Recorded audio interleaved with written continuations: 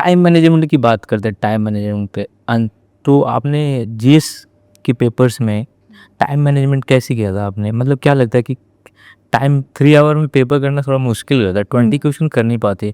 Hindi medium के जो aspirants है यूपीएससी के, वो बोलते हैं कि हम लोग को देवनागरी में लिखना पड़ता है, तो हम लोग को बहुत उठा उठा के पेन लिखना पड़ता है, तो उनको टाइम लग जाता है, तो वो 16 से 17 क्वेश्चन नहीं कर पाते। इवन रैंकर्स आल्सो ये वाला स्टेटमेंट बोलते हैं। तो आपको ये दिक्कत आई थी, मतलब कि क्वेश्चन पेपर को कंप्लीट करने में? ये एक्चुअली बहुत ही आपने पेपर कोई जीएस का पेपर का छूटा है आपका क्वेश्चन? क्या आप सारे अटेम्प्ट किए?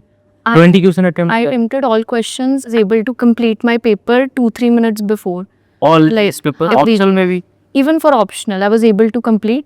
Optional का actually first paper में Ethics थोड़ा में नहीं कर पाया हुआ है। नहीं ethics में भी हो गया था. सही। And ironically, मतलब just before like मैंने जितने मॉक्स दिए थे सब में मेरे पेपर छूट रहे थे, मॉक्स में? सब मॉक में। मतलब even I was very stressed कि एग्ज़ाम टाइम पे कि मेरा पेपर छूट जाएगा, क्योंकि मेरा एक भी मॉक कंप्लीट नहीं हुआ है। एंड इवैल्यूएटर्स आस्क्ड कि अरे आपके मार्क्स तो सही आ रहे थे बट आपने क्वेश्चंस क्यों छोड़ दिए? मैंने कहा मैम छोड़े नहीं है, वो टाइम में हुआ ही नहीं पूरा। तो I think one trick that I applied, वो क्योंकि बहुत टाइम था नहीं कि मैं उसको मॉक्स में इम्प्लीमेंट करके देखूँ, आई अप्लाइड एग्जाम हॉल में जिससे कि पेपर थोड़ा जल्दी हो गया, वॉज कि आप 15 क्वेश्चंस लेके चलो कि ये 15 क्वेश्चंस में बेस्ट लिखना है। अब 5 क्वेश्चन अपने दिमाग में लेके चलो कि ये 5 क्वेश्चन में बस पॉइंट्स ड्रॉप करके आने हैं, सिर्फ demand of the question meet हो जानी चाहिए। बाकी इंट्रो में बस लिख देना following are the reasons, conclusion में लिख देना hence this is the case. बाकी जितने पॉइंट्स हो सके आप बस पॉइंटर फॉर्मेट में लिख देना, बहुत सारे पॉइंट्स डाल देना शॉर्ट नोट्स की तरह। तो दिस माइंड में था कि 15 क्वेश्चन बेस्ट देने हैं, 5 क्वेश्चन के लिए मेरे पास टाइम होगा जिसमें बस लिख के आने वाली तो आप चूज कैसे करते थे कि यही तो 20 में से 15 क्वेश्चन यही रहेगा? वो समझ आ जाता है क्योंकि मेंस का पेपर बहुत प्रिडिक्टेबल होता है ना? वो समझ आ जाते थीम्स जो पूछ रहे हैं, कुछ बहुत ही अजीब सा पूछ लिया जो ऑलरेडी पैटर्न्स में नहीं था, वो थीम कुछ एकदम न्यू आ गई है, ये आपको समझ आ रहा है। यू अटेम्प्ट क्वेश्चन 1 by 1, जहाँ आपको लग रहा है क्वेश्चन पढ़ के कि इसमें मुझे टाइम लगने वाला है, you leave that question for that moment.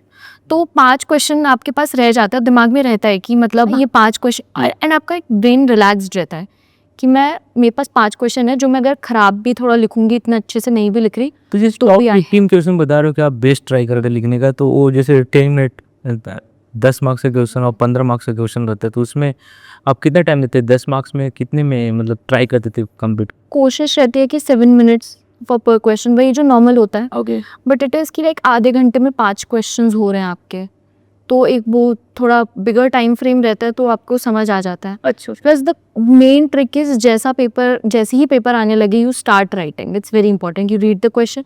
मतलब आप सारे क्वेश्चन स्कैन नहीं करते थे आप? नहीं, मतलब शुरू में जब आपको पेपर मिलता है एंड आपको आंसर शीट मिलने का टाइम होता है जो भी है, उसमें अगर आप थोड़ा सा कर सकते हो तो ठीक है, अदरवाइज इतना नहीं होता टाइम, तो फिर आप बस बॉल बाय बॉल खेल रहे हो। ओके। हर एक क्वेश्चन देखना ही नहीं क्वेश्चन। हाँ, मतलब आप क्वेश्चन देख रहे हो, आप अटेम्प्ट कर रहे हो, जो दिमाग में आ रहा है you just keep writing it.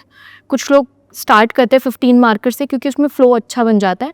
10 marker थोड़ा डिफिकल्ट होता है क्योंकि हर एक क्वेश्चन में आपको एक तो 2 ही पेज मिल रहा है लिखने के लिए, प्लस आपको डिफरेंट पॉइंट्स जनरेट करने हैं, ओवर थिंक करना पड़ रहा है उसमें हर एक क्वेश्चन पे, तो उसमें टाइम लगता है। तो हर किसी की अपनी स्ट्रैटेजी होती है, but I started first question से ही। ओके, फर्स्ट क्वेश्चन से ही स्टार्ट करते रहे और जस्ट विद द एथिक्स में बहुत ज़्यादा हो रहा था एथिक्स के पेपर में कि थ्योरी पहले अटेम्प्ट करेगी, केस स्टडी। आपने क्या किया था attempt? The strategy I followed is, जब पेपर मिलता है तो पहले केस स्टडी पढ़ ली एक, फिर वो 5 मिनट होता है क्योंकि आंसर बुकलेट मिलने से पहले, तो you read the case study and you understand the case study. जैसे ही पेपर आए you attempt the first case study and then you move to the section A, theory के क्वेश्चंस थ्योरी कर ली और फिर फाइनल केस स्टडीज पे वापस। अच्छा। तो उससे थोड़ा सा टाइम सेव हो जाता है। ओके। आपके क्या स्कोर थे एसए में? एसए में आई थिंक 107। 7 ईयर्स, 107।